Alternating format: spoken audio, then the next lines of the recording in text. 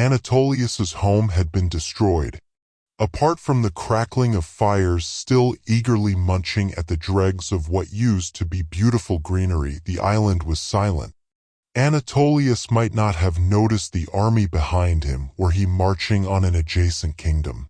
This kingdom, his kingdom, had been razed. Every home they passed was either a pile of ashes or the blackened husk of a stone wall. Anatolius pressed on. Nepheli had to be okay. She'd been alone with Anacreon for 6 years. He still had to apologize for that. He remembered the linen sheets she'd wrapped around their boy as she carried him, the boy with her blue eyes and the golden hair Anatolius himself had been born with, hair that would by now be darkening to a soft brown. He'd been looking forward to catch up with them, with the goings-on of the kingdom, with the childhood he'd missed out on. As they walked through the town, he heard several of his men cry out, the sounds of weapons dropping to the stone roads and the sound of feet racing off. Several corpses dotted the paths. Most were burned beyond recognition, but a few wore helms bearing a crest that had been melted by the heat. None of his men, of course, some army that had sacked the place. But some didn't wear armor. Anatolius was trying not to think about that. He had to see to Nepheli first. He had to. His sandal hit an uneven patch of stone in the path and he stopped. Behind him, the sounds of his army rustled to a stop. No. He stumbled forward, the dying light of the day casting long shadows that blended with the soot-blackened stone as if to trick him into thinking that it was supposed to look like this. The courtyard was in disarray. The once beautiful gardens that Nepheli had so meticulously tended to were reduced to cinders, the 2 cypress trees at its entrance little more than stumps. A bench lay in a heap of broken stone. The doors, at first glance, were open, though taking another trembling step forward, Anatolius realized there was no door in the hollow mouth leading into what was once his home. "Sir." Anatolius jumped. He thought most of the men had run off, seeing to their own homes, but Theodoros stood behind him, standing to attention. His eyes were hard, as if he were pretending to be blind to the destruction. Theodoros had fled his home, a country to the south, one with gods like Niam and Anansi rather than Zeus and Hermes. He remembered helping the man out of a shipwreck when they were boys, making a comment about being surprised he'd survived the wrath of Charybdis and realizing the boy couldn't understand his words. He didn't even have the language to tell Anatolius his name. Theodoros was the name they'd given him in lieu and the name that had stuck. Apart from Anatolius, he didn't really have a family here. "Theo," he said, stepping forward. He'd intended to make it a long, confident stride, but his foot skidded in the ash and rubble. "You don't have to see this." "I must," he said. His eyes grew soft as he regarded his king. "If only to keep you on your feet." Anatolius frowned at him, then took a deep breath and nodded. He ducked into the doorway. The humble palace was illuminated by a wide hole in the wall breaching through the ceiling of the upper floor. The smell of charred flesh, stale after days of abandonment, still hung faintly in the air. Anatolius pulled up his cloak to cover his nose. "There could be survivors," he said doubtfully. "Check the cellars. Someone could have hidden there from the fire." "I'll go check my bedchambers." Theodoros opened his mouth to argue, then closed it again, giving his king a nod. He ducked into the kitchen and disappeared from view. Anatolius put one foot on the bottom step, taking a deep breath to steel himself, regretting it immediately as the odors seemed to coagulate in his nostrils. He readjusted his cloak about his nose and headed up the stairs, dreading what he'd find at the top. They could still live, he tried to reassure himself. If they're not up here, Theo might find them in the cellar. Perhaps Anacreon was hiding between the wine barrels when they came. He paused on the steps. They? Who was they? The city had been burned to the ground intentionally. There were dead soldiers among the townspeople. But who on earth would have this big a problem with him? He almost turned around to go find one of those dead soldiers and examine the corpse more thoroughly, but he shook his head and took another step up. "Don't distract yourself." As his words echoed in the still air, he froze. The sound of something rustling in the rooms overhead were distinct now, a scuttling of feet and fabric. Someone was here. One hand on the hilt of his ziphos, he charged up the stairs. It could be Nepheli, but it could be someone else entirely. He threw his shoulder through the remains of the door, barging into his rooms amid a shower of soot. He then froze. His chambers, now a single room with the walls burned or knocked over, were destroyed. He shook his head, refusing to let himself be distracted by the destruction, and turned to the bed. Their bed. His blood ran cold. Nepheli, thin and gaunt, staring at him in disbelief and fear, lay in the bed. At first he thought she must be tied there with how little she moved. But as she lifted her trembling hand, he realized she was simply too weak.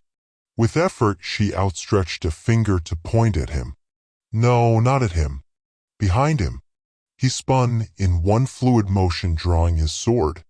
Initially he saw nothing but the darkened corner of the room, blackened by shadows and soot. Then a low, dark chuckle echoed, and two glowing pinpricks of red appeared from the void. "And here I was half expecting her to die before you arrived," said a smooth voice, a shape separating itself from the shadows and resolving into a strange figure. It stepped forward. Some kind of humanoid relative of Chimera, Anatolius thought. Its legs were smooth, dark red, scaled things, talons clinking on the stone floor between the tattered remnants of a pelt. The long, thin end of a reptilian tail whipped around. The figure's face remained in shadow, apart from its eyes, but Anatolius could just make out the shape of their head, adorned with wicked horns that swept back and arched up into points like some cruel wave. "Who are you?" he demanded in horror. "Not what?" The being chuckled, bringing a hand up to rest on their hip. It had those same dark red scales, same hooked black talons, clashing with the clean white of the creature's exomus. "Most people ask me what. I've had many of these conversations, King, yet you're the first to ask after my identity first. I'll commend you on that. I know what you are. You're a monster. You brought your army here to destroy my people, and I will know why. Speak." The figure, infuriatingly, remained still, another chuckle rumbling in their chest. Anatolius could practically hear Nepheli's bones vibrating as she trembled in fear, or exhaustion, perhaps both. What had this thing done to her? "It's quite close to dark," they said, drawing his attention back. "Are you certain you want to strike now? What's that supposed to mean?" He shot back. One more dark chuckle, one more tremulous heartbeat. The sun was barely a blood-stained sliver cresting the windowsill. Then it was gone, the light dying from the room. The figure swept toward him. Only his reflexes saved him, his foot swinging out as he pivoted, trying to catch the creature unawares. The first thing Anatolius had learned in war was that a soldier's sword wasn't his only weapon.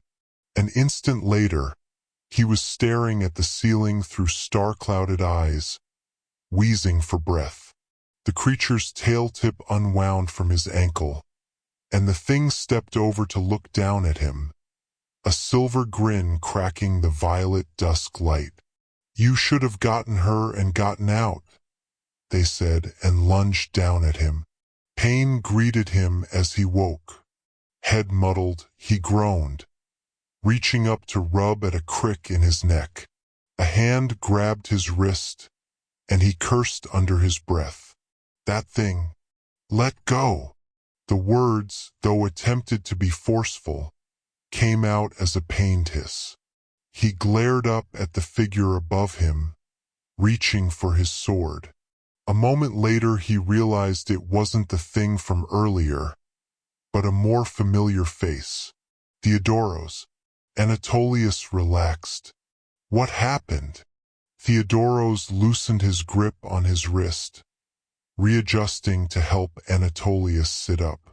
There was a pain in his eyes, Anatolius realized. Or was it guilt? He shook his head to clear it, feeling a lot like he was nursing a hangover without having drunk the wine. I am sorry, Your Majesty. Anatolius looked around the room. It was still in the same disheveled state as before, only now a huddled mass lay on the ground beside him. The creature, he realized. Its tail was still coiled lightly around his leg, but it lay in a puddle of blood, and Anatolius realized with shock that the sword whose handle he'd been reaching for was buried in its chest. Looking over the thing now, it seemed so much smaller, so much less imposing. He could see its face clearly now.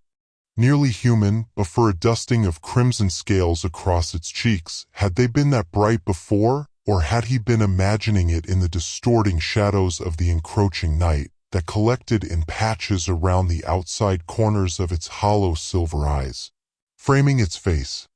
It was a woman, 2 more sets of horns studding her jawline almost like facial hair. Her mouth hung open, revealing a set of fangs. Fangs whose tips were dipped in blood. Anatolius reached up again, and this time Theodoros didn't stop him as he reached for that crick in his neck.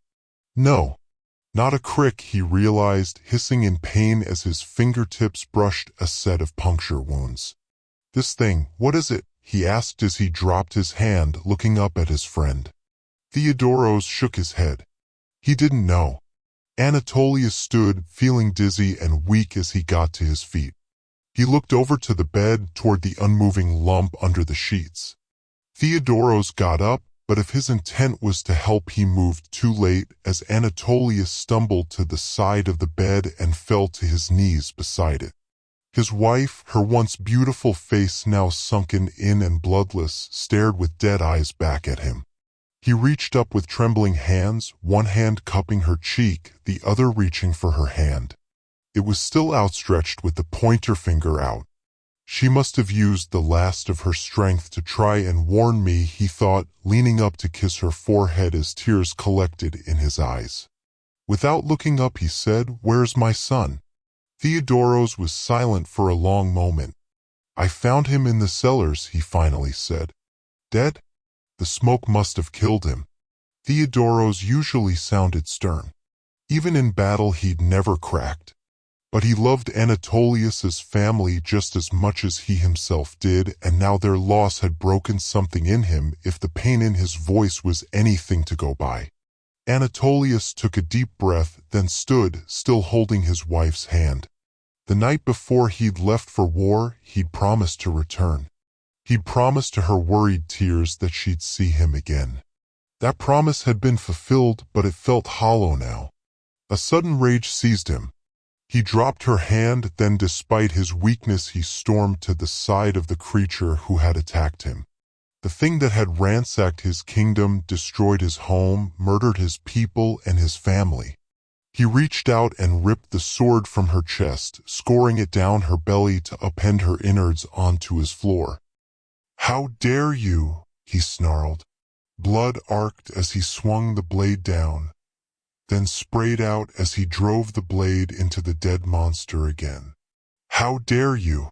How dare you? You God's damned rat. You disgusting wretch. I was loyal to the gods. I commanded an army. I destroyed my enemy. How dare you spit in my face like this?" With each heartbeat he swung the sword again, and again and again. Blood drenched the floor, splattered the walls and soaked up the ash from the fire, coating his clothing in sprays of red and black. A bit of it got in his eyes, his mouth as he screamed his defiance. He didn't care even as he tasted it going down. He didn't stop until the body was unrecognizable, chunks of meat decorated with once fine fabric and putrid viscera.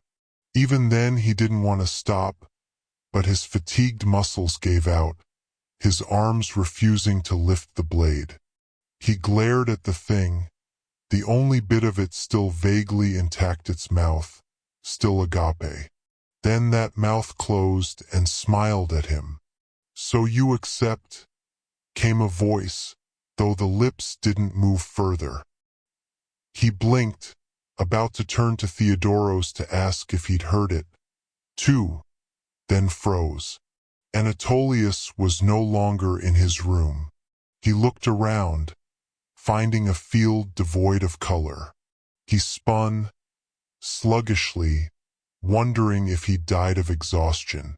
If he was about to be approached by Sharon and guided by Fairy to join his family.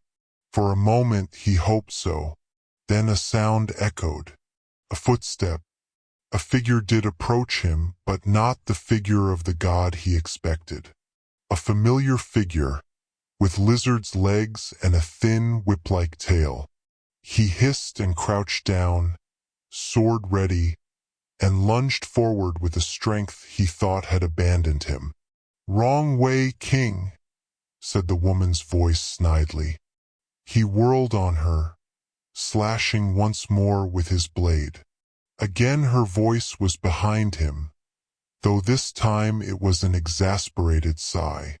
"Maybe I won't tell you what you've done to yourself. It's more fun to imagine your despair from Tartarus. Anyway." He turned, though this time confusion stayed his hand. "What I've done to myself."